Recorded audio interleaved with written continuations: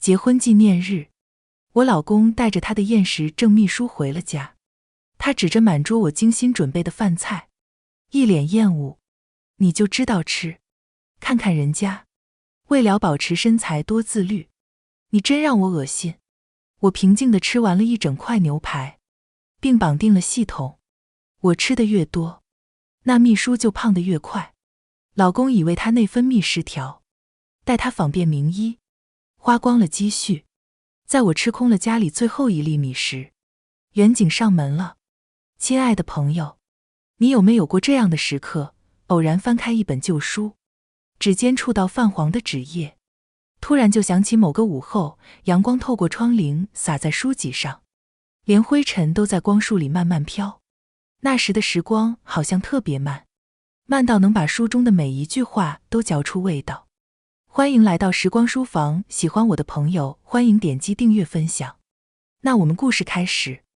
冰冷的机械音在我脑海里响起时，我正用刀叉切割着最后一口牛排。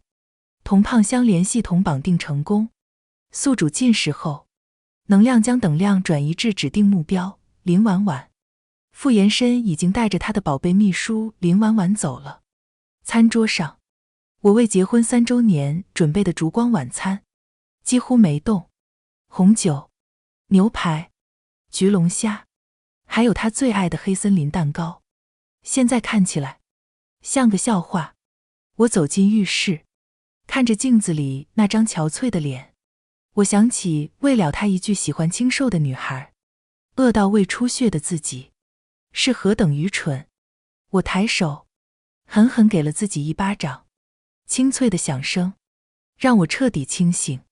我走出去，拿起墙上的结婚照，用力砸在地上，玻璃碎裂，爱着他的我也随之死去。我拿起叉子，将那块黑森林蛋糕送进嘴里，浓郁的巧克力和奶油在舌尖化开。我想起他第一次喂我吃蛋糕的那个下午，他说：叔叔，你吃东西的样子真好看，像只小仓鼠。回忆的甜变成了现在的苦，眼泪不受控制地流下来。我捂着嘴，不让自己哭出声，任由眼泪混着奶油滑进嘴里，又咸又苦。我将那口蛋糕狠狠咽下，我痛恨过去的自己。我拿出手机，点开林婉婉的朋友圈，最新一条是10分钟前发的，配图是她瘦削的手腕，挂着点滴。文案突然好难受，莫名其妙感觉好撑，连最喜欢的裙子拉链都觉得紧了。体重秤是不是坏了？居然重了1斤。好难过。下面第一条评论就是我老公傅延深的。婉婉别怕。我马上道。我关掉手机，把剩下的半只焗龙虾干脆利落地吃了下去。深夜，傅延深才回来，他满身都是林婉婉身上那股廉价的栀子花香水味。见我坐在餐桌旁，他眉头拧成一个川字。还没吃完？你到底要吃到什么时候？他看了一眼桌上的残羹冷盘，眼里的厌恶更深了。洛叔，你就不能学婉婉吗？他为了保持身材，一天只吃几片蔬菜叶。你呢？像头猪一样。我没理他，走进浴室，用冷水狠狠泼在自己脸上。镜子里的脸让我瞬间清醒。我走出去，从冰箱里拿出一盒哈根达斯，挖了一大勺。双麒麟的甜暂时压下了心里的苦。傅延深似乎被我的无视激怒了。我在跟你说话，我生意上压力多大你知道吗？回来还要看你这张吃了睡了吃的脸，你看看你胖成什么样了。当初我追你的时候可不是这样的。我终于抬眼看他。傅延深，我们刚结婚的时候，你给我做红烧肉，说最喜欢我吃东西的样子。那时候我120斤，你嫌我太瘦，天天投喂我。现在我120斤，你却嫌我胖得像头猪。傅延生的脸上闪过一丝不自然。那是以前，人总是会变的。他烦躁地扯了扯领带，懒得跟你吵。我去客房睡，看着他的背影，我默默又挖了一大勺双麒麟。系统冰冷的声音再次响起，目标人物林婉婉，体重增加3斤，当前情绪暴躁、惊恐。原来报复的滋味如此甜美。第二天，我在一片灿烂的阳光中醒来，宿醉和痛哭后的头痛没有出现。我走进浴室，准备用冷水清醒一下。镜子里的我虽然眼眶微红，但皮肤却透着一股奇异的光泽，连熬夜的黑眼圈都淡了许多。我愣住了，随即明白了什么。原来这系统不只是报复的工具。我笑了，床头柜上放着一张纸条和一张银行卡。洛叔，婉婉生病了，需要钱，卡里有5万，密码你生日，别再胡吃海喝了，给我省点心。他的语气好像我是一个不懂事的麻烦。我拿起手机，林婉婉的朋友圈更新了一张她站在体重秤上的照片，秤上显示着一个比昨天重了5斤的数字。一夜之间重了5斤，一定是内分泌失调了。我试了3条裤子，都穿不上了，这到底是怎么了？我要去看医生。照片里，她穿着宽松的病号服，脸上是毫不掩饰的惊慌。傅延伸在下面秒回，别怕，我带你去看最好的内分泌专家。我笑了，最好的专家，最好的专家就是我。我慢悠悠地起床，给自己叫了一份豪华海鲜粥，外加蟹黄包、虾饺、烧麦，热气腾腾的早餐摆满一桌。我刚拿起勺子，傅延伸的电话就来了。洛叔，你又在吃什么？我刚收到信用卡消费提醒，一顿早饭你花800块。他的声音里满是怒火。你知不知道婉婉现在病得多重？医生说她可能是罕见的快速增重综合征，需要一大笔钱检查治疗。你还有心情在这里大吃大喝？我舀了一勺饱满的虾仁送进嘴里。哦，那让他多喝热水。你，傅延伸气得说不出话。洛叔，我警告你，你要是再这样，我们就离婚。好啊，我平静地回答。电话那头是长久的沉默，最后他狠狠地挂了电话。我胃口更好了，把所有东西都吃得干干净净。吃完，我点开一个直播 App， 用新手机号注册了一个账号。我曾是小有名气的美食博主，知道怎么吃最能勾起人的食欲，昵称就叫干饭人洛洛。然后我把家里所有能吃的零食都堆在桌上，点击了开始直播。我的第一场直播很简陋，没有美颜，没有灯光，甚至没有开麦。我就坐在镜头前，默默地吃薯片、饼干、巧克力、辣条、泡芙。一开始，直播间只有寥寥几个人。这主播是饿死鬼投胎吗？吃得好香啊，看得我都饿了。我没理会弹幕，专心致志地吃。吃到一半，傅延伸怒气冲冲地回了家。他一把夺过我手里的薯片，狠狠摔在地上。洛叔，你到底要干什么？你还嫌不够丢人吗？他指着我的鼻子，手都在发抖。婉婉在医院躺着，被这怪病折磨得不成人形，你却在家里直播吃东西，你的心是铁做的吗？看着他那张我曾深爱过的脸，心脏还是不受控制地抽痛了一下。可一想到他说我恶心，再看看林婉婉不断上涨的体重，那点痛楚就消失了。我看着他，眼神冰冷。傅延伸，他是你什么人，值得你这么大动干戈？傅延伸莫再回来。婆婆的电话倒是准时打了过来，电话一接通，就是她尖锐的叫骂。洛叔，你这个丧门星，我们傅家是倒了8辈子血霉才娶了你。延伸都跟我说了，你不好好过日子，天天就知道吃，现在还闹着要直播，你是想把我们傅家的脸都丢光吗？我把手机开了免提，放在一边，继续吃我的下午茶，一份提拉米苏，一杯焦糖玛奇朵。我告诉你，你别以为延伸脾气好就由着你胡来，我明天就过去，看我不打断你的腿。好啊，我咽下蛋糕，慢悠悠地回答，妈，你过来的时候，记得带上你做的酱肘子。我馋了，他是我秘书，是我朋友，他现在很可怜。可怜？我笑了，他哪里可怜了？我看他朋友圈里，你不是陪着他吗？又是专家会诊，又是高级病房，过得比我这个正牌富太太舒坦多了。傅延伸被我堵得哑口无言，他脸色涨红，半天才憋出一句，你不可理喻。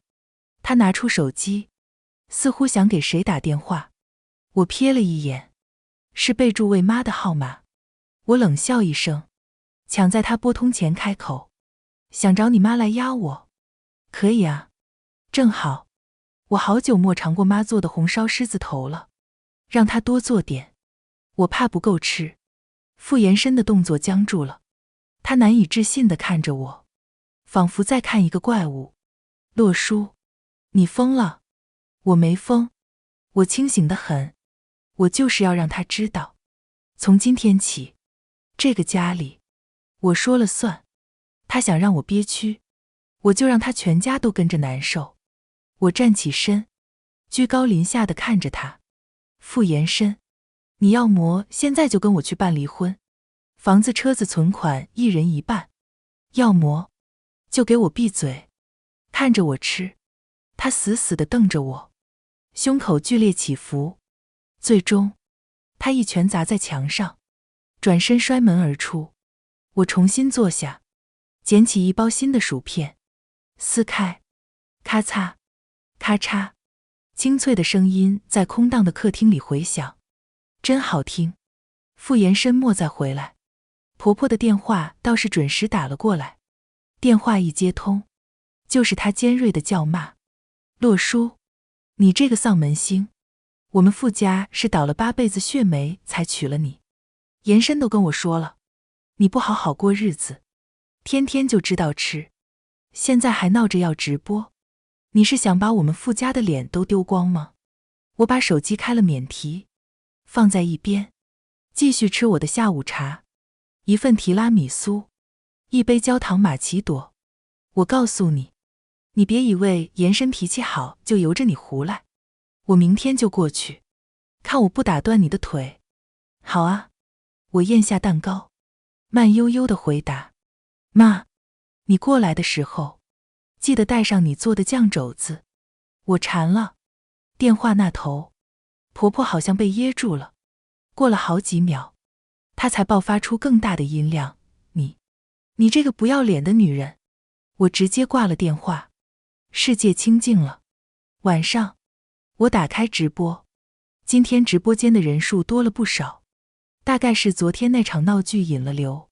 我依旧没说话，只是在镜头前摆开了一整只烤全羊，外皮焦香，肉质软嫩。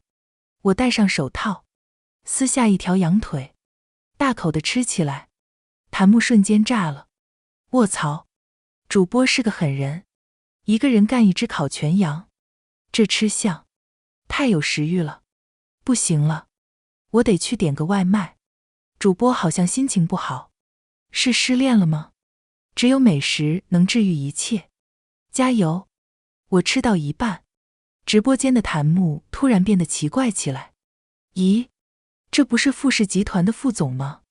副总怎么来这种小直播间了？我抬头一看，一个金光闪闪的 ID 深爱婉婉进入了直播间。傅延伸，他一进来就开始疯狂地刷礼物，不是那种跑车火箭，而是最便宜的小黄瓜，1块钱一个，荧幕上全是小黄瓜，几乎盖住了我的脸。弹幕都在嘲笑，哈哈哈，这大哥是来搞笑的吗？用小黄瓜刷屏，这是什么新型的侮辱方式吗？笑死我了。傅延伸在公屏上打字，每一个字都带着滔天的怒意。洛书，立刻给我关掉直播，滚下来！我这才意识到，他竟然就在我家楼下。我没理他，继续吃我的羊排。他见我没反应，开始在公屏上疯狂辱骂我：你这个肥婆，蠢猪，你除了吃还会干什么？你把我的钱都拿去喂猪了，你不得好死！直播间的人都看傻了。卧槽，这是正主找上门了，资讯量好大。主播老公骂他是猪，这男的有病吧？自己老婆吃点东西怎么了？我看着公屏上不堪入目的字眼，心里一片平静。我拿起手机，对着楼下傅延伸那辆骚包的保时捷拍了张照，然后切换到我的微博大号，发了出去。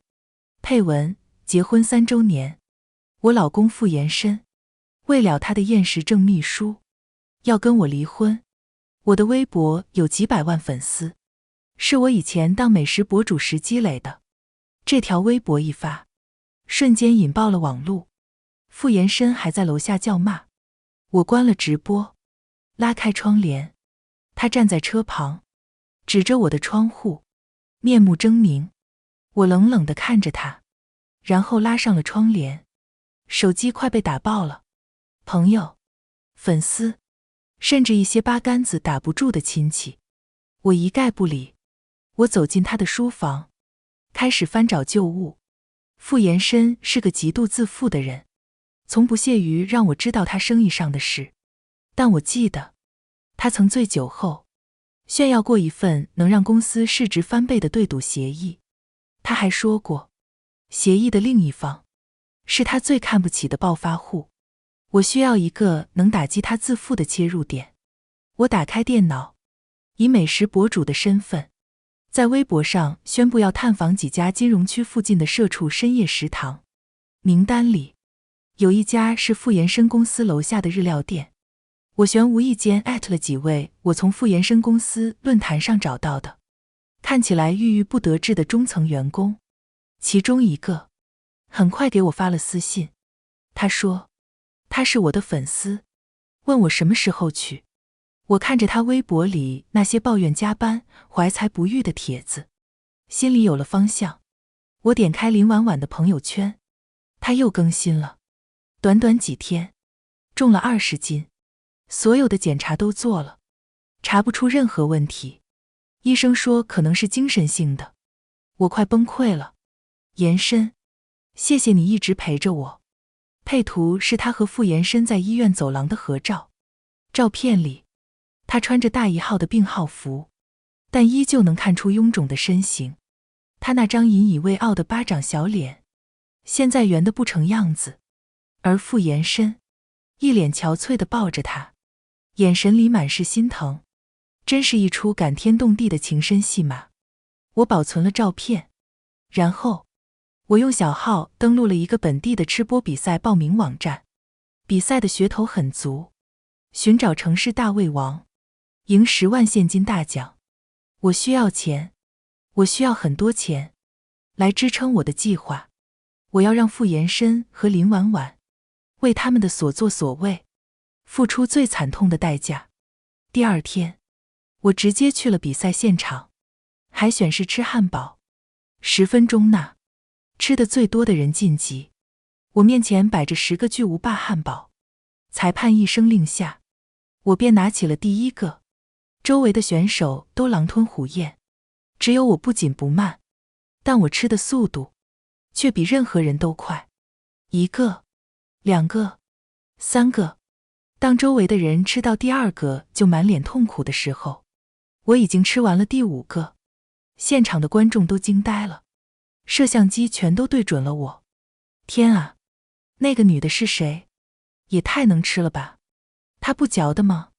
怎么跟喝水一样？10分钟到，我面前的盘子空了，10个汉堡1个不剩。我毫无悬念地拿下了海选第1名。就在我准备离场时，2个不速之客拦住了我的去路。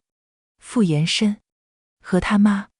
婆婆一上来就想抓我的头发，你这个小贱人，还真敢来抛头露面，我们傅家的脸都被你丢尽了。我侧身躲过，眼神冷漠。傅延伸拉住他妈，脸色铁青。洛叔，你最近胃口很好啊。他的声音很冷，带着一种探究的意味。微博上的事，你立刻给我删了，然后发文道歉，否则我让你1分钱都拿不到。他的话成功地逗笑了我。傅延伸，你是不是忘了，我们婚前签过协议，你婚内出轨，可是要净身出户的。傅延伸的脸色瞬间变得惨白，他大概以为我还是那个爱他爱到可以忽略一切的傻子。他忘了，那份协议当初还是他为了让我安心主动签的。婆婆在一旁尖叫，什么出轨？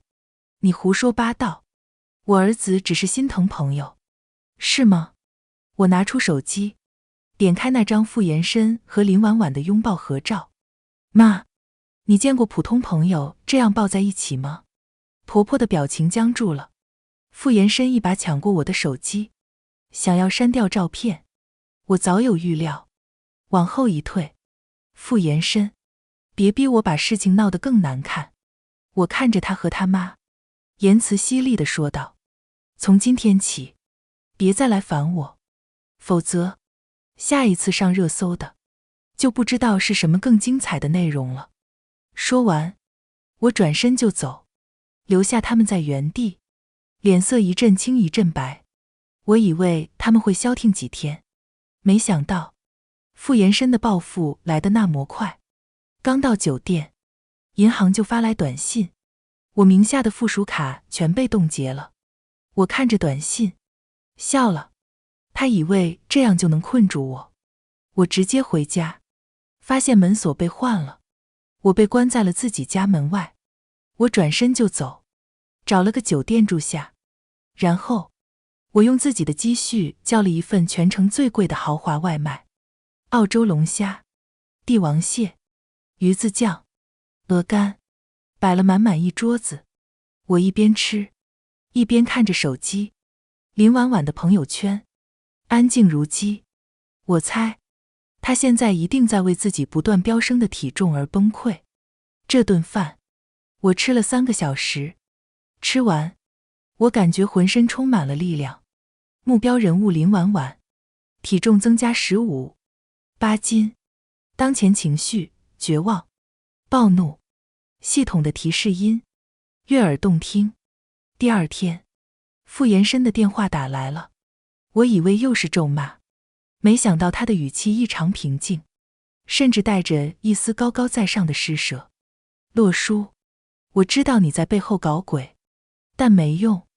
婉婉的病需要一大笔钱，专家说国外有最新的实验疗法，但费用是天文数字。我已经签了一份对赌协议，只要专案成功，我就能救他，公司也能更上一层楼。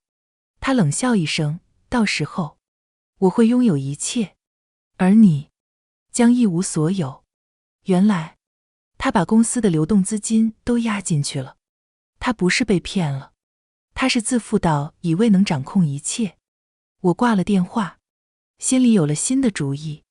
对赌协议，傅延伸，你可真是贪婪又自负。林婉婉的病只是个借口，真正让你走向深渊的是你的贪婪和愚蠢。我需要一个契机，一个让他和林婉婉彻底身败名裂的契机。而现在，契机来了。我回到家门口，发现门锁依旧是新换的那一副。我直接打电话叫了开锁公司，开锁师傅捣鼓了半天，门开了。客厅里一片狼藉，我买的限量版包包被划破了，我的化妆品被摔了一地。傅延伸坐在沙发上，一脸阴沉地抽着烟。他看到我，掐灭了烟头。你还知道回来？我没理他，径直走向卧室。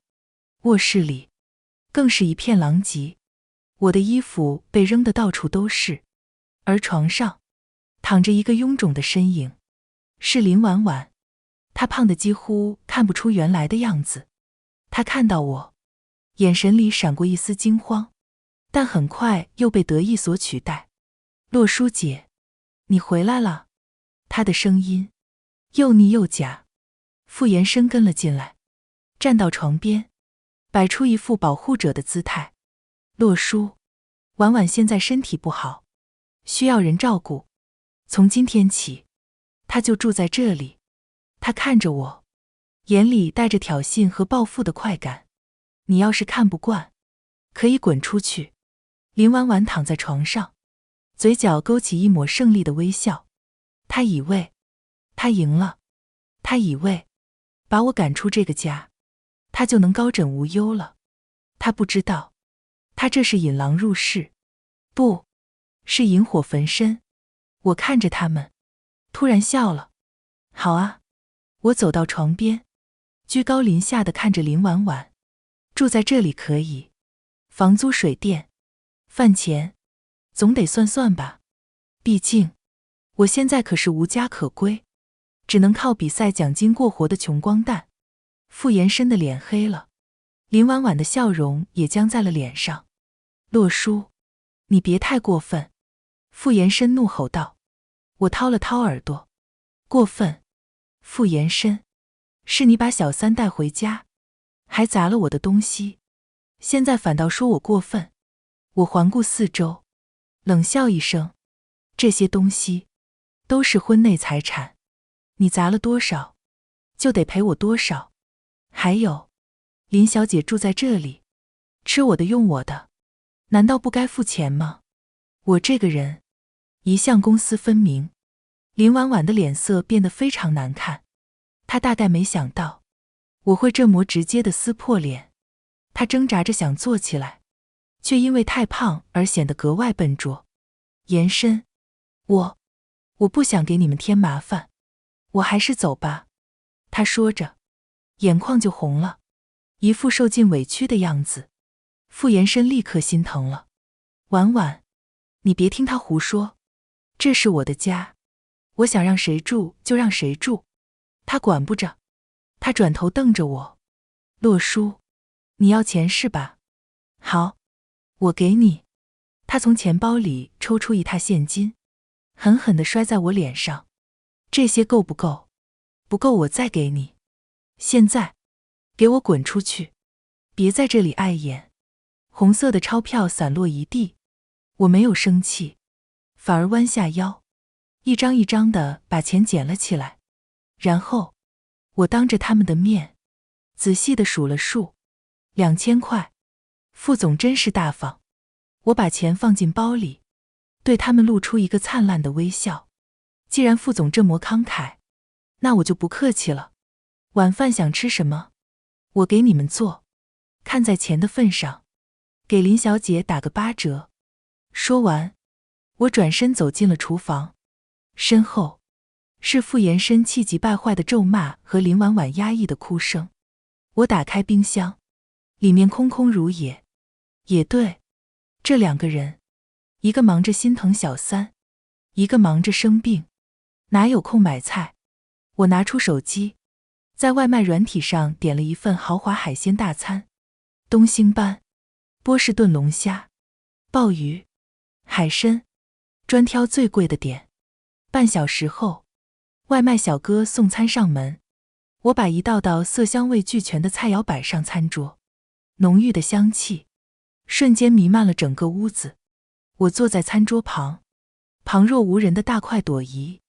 卧室里，林婉婉的哭声停了，我甚至能听到她吞咽口水的声音，和身体在床上笨重翻动的声音。傅延伸冲了出来。洛叔，你故意的。他看着满桌的佳肴，再看看我，眼睛都红了。婉婉现在什么都不能吃，你还点这些东西刺激她。我撕下一只巨大的龙虾钳，咬开，露出里面饱满的虾肉。她不能吃，关我什么事？我又没堵着她的嘴。你，傅延伸气得浑身发抖。就在这时，卧室里传来林婉婉尖利的声音。延伸，我好饿，我好想吃，你让他给我吃一口，就一口。那声音里带着一种近乎疯狂的渴望。傅延伸脸色一变，赶紧跑回卧室。婉婉，你忍一忍，医生说你不能吃这些油腻的东西。我不管，我就要吃，我要吃。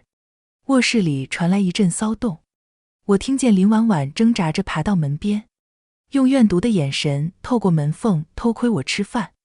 我慢悠悠地吃完最后一口鲍鱼，心满意足地打了个饱嗝。目标人物林婉婉，体重增加2斤，当前情绪极度饥饿、狂躁。好戏才刚刚开始。林婉婉的入住让我的报复计划变得更加方便和有趣。我每天的生活就是变着花样的做好吃的，然后在她面前吃。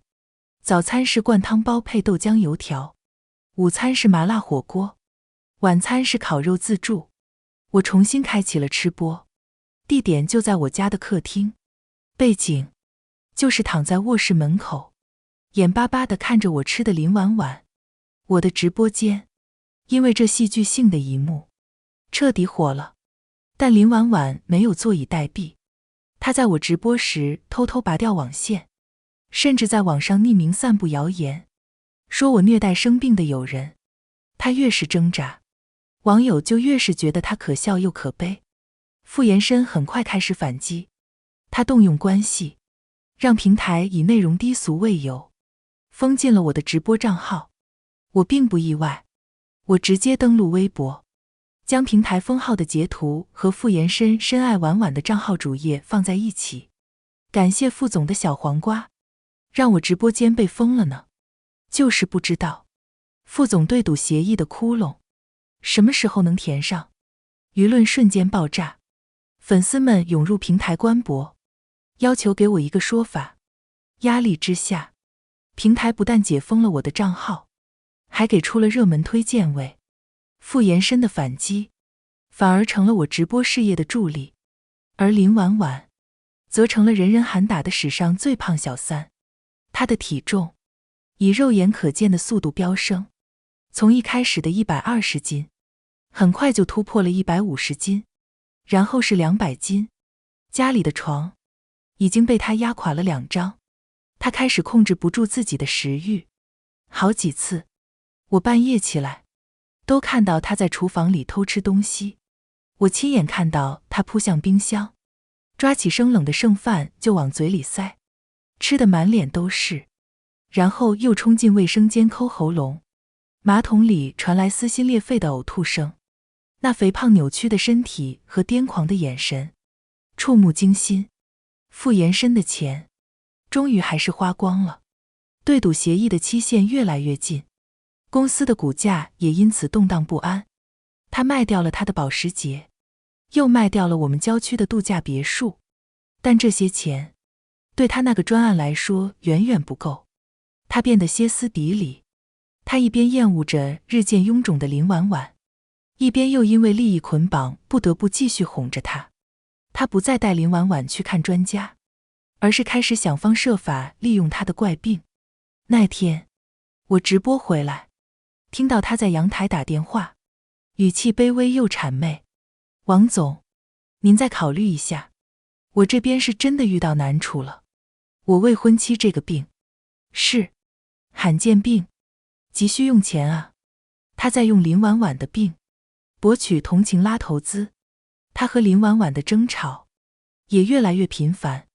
那天我回家时，正好撞见傅延伸指着林婉婉的鼻子骂：你就知道吃，看看你自己，为了满足口腹之欲多么羞耻心，你真让我恶心。那句话，那语气，那厌恶的表情，和我结婚纪念日那天他对我说的一模一样。我心中冷笑，傅延伸，你也有今天。林婉婉瘫坐在地上，肥胖的身体不住地颤抖。她看着我，眼神里充满了怨毒和嫉妒。我知道，他们都快到极限了，是时候送他们上路了。压垮他们的最后一根稻草。是我。傅延伸走投无路，主动找上了我。他约我在家里谈，求我看在往日情分上，放他一马。我答应了，并提前在客厅的角落架好了手机，开启了直播。傅延伸看到我，急忙慌地向我走开。洛叔，我知道错了，你帮帮我，只要你肯帮我度过这次难关，让我做什么都行。他憔悴不堪，再没有往日的意气风发，试图用感情牌来稳住我。我笑了笑，帮你填平那份对赌协议的窟窿吗？傅延伸的脸色瞬间变了。你怎么知道？我还知道，你挪用了公司2000万的流动资金，去赌一个你根本赢不了的局。我一步步逼近他，声音不大，却字字清晰。你是不是还想着用林婉婉这个怪病，去骗取保险金和投资人的同情？卧室里的林婉婉听到了动静，挣扎着爬了出来。当她听到我的话和傅延伸那副被戳穿后惊恐的嘴脸时，眼睛瞬间就红了。延伸，你不是说这钱是给我治病的吗？林婉婉尖叫起来。傅延伸看着她肥胖臃肿的身体，再看看自己即将崩塌的事业，眼里的贪婪和厌恶再也藏不住。他一把将林婉婉狠狠推开。治病？你的病根本就治不好，这钱是用来救公司的。林婉婉被推倒在地，难以置信地看着他。他终于明白，自己被当成了弃子。傅延伸。林婉婉猛地抬起头，没有哭，反而冷笑了一声，眼神里带着同归于尽的决绝。你想甩锅给我？你敢说不是你先来招惹我的？你说你老婆是个只知道吃的黄脸婆，早就想离婚了。你说只要我帮你骗她净身出户，你就带我去环游世界。在我被万人唾骂的时候，你还在计划怎么转移走你们最后一笔婚内财产。你说等拿到钱，就送她去国外的精神病院，让她自生自灭。现在你想不认账了？他的话让傅延伸彻底愣住了。他没想到林婉婉会当众把一切都说出来，而这一切都被角落里的手机清清楚楚地直播了出去。直播间的弹幕已经疯了。卧槽，年度大戏，原配运筹帷幄，小三和渣男内讧了。资讯量太大，原来是合伙骗钱啊，这才是真正的杀招。主播牛逼。我没有关掉直播，而是端起桌上一杯早就备好的红酒，优雅地走到他们面前。各位观众，录下来了吗？我的话彻底点燃了他们。他们为了自保，开始互相撕咬，把所有肮脏的计划都抖了出来。我平静地喝完了杯里的最后一口红酒。视频已经保存，证据确凿，该收网了。各位观众，好戏看完了，现在是审判时间。在直播间人气冲上千万的时刻，我对着镜头一条条列举他们的罪状。我将一份份复印好的档摔在桌上。傅延伸，你挪用公款、伪造账目的证据，我已经通过那位被你坑了的暴发户朋友，交给了警方和证监会。婚内出轨，证据是这张照片，以及这些转账记录。林婉婉，合谋欺诈，这是你们的聊天记录。我将直播间内他们狗咬狗的视频片段当众回放，他亲口承认罪行的声音清晰地回荡在客厅里，也被千万网友听得一清二楚。然后我当着所有人的面微笑着拨通了报警电话，并按下了免提。喂，远景同志吗？我实名举报傅氏集团总裁傅延伸职务侵占、商业欺诈，嫌疑人林婉婉涉嫌合谋诈骗。地址是……对，我正在全程直播，证据已经公开。话音刚落，门被猛地撞开，一群员警冲了进来。员警，都不许动！为首的员警亮出证件，镜头精准地捕捉到傅延深和林婉婉看到远景时那瞬间死灰的脸。傅延深，你涉嫌职务侵占及商业欺诈，跟我们走一趟。他又指向瘫在地上的林婉婉，林婉婉，你涉嫌多起诈骗案，也被逮捕了。两个远景费了很大的劲，才将胖到无法自己站立的林婉婉从地上架起来。傅延深面如死灰，被带走时绝望地看向我。我走到他面前，眼神轻蔑，声音不大，却字字诛心。傅延深，你曾经嫌我恶心，现在你看看你自己，比我恶心多了。1周后，财经新闻头条播报了傅氏集团破产清算的消息。傅延深因职务侵占、商业欺诈等多项罪名，被判处有期徒刑15年。我去了监狱探视，隔着玻璃，傅延深穿着囚服，整个人憔悴又颓败，眼里再无半分光彩。他看到我，眼神激动，用嘶哑的声音问我：为什么？洛叔，你怎么会知道这一切？我优雅地拿起面前的提拉米苏，吃了一小口，香甜的奶油滑入喉咙，胃里那处因节食留下的旧伤，在这一刻被一股暖流彻底治愈了。脑海里冰冷的机械音最后一次响起，同胖相连系统任务完成，恭喜宿主获得新生，终极奖励永久体质美食馈赠已发放，祝您享受美食，用餐愉快。我对着话筒慢悠悠地带着甜美的微笑开口：你不是喜欢清瘦的女孩吗？你看，你亲手把她喂成了你最讨厌的样子。傅延深，这世上最贵的单就是你点的，现在该你结账了。看着他崩溃绝望的脸，我挂断了电话，放下手中的勺子，再没有看他一眼。我站起身，转身离开这个地方。我的新生活才刚刚开始。今天的时光书房之旅到这里就暂告一段落了。下一期我们会带着新的时光之书与你相遇，可能是关于老上海的弄堂故事，也可能是藏在经典名著里的岁月细节。记得常回来看看，时光书房永远在这里，陪你在文字里与时光温柔相拥。咱们下期见。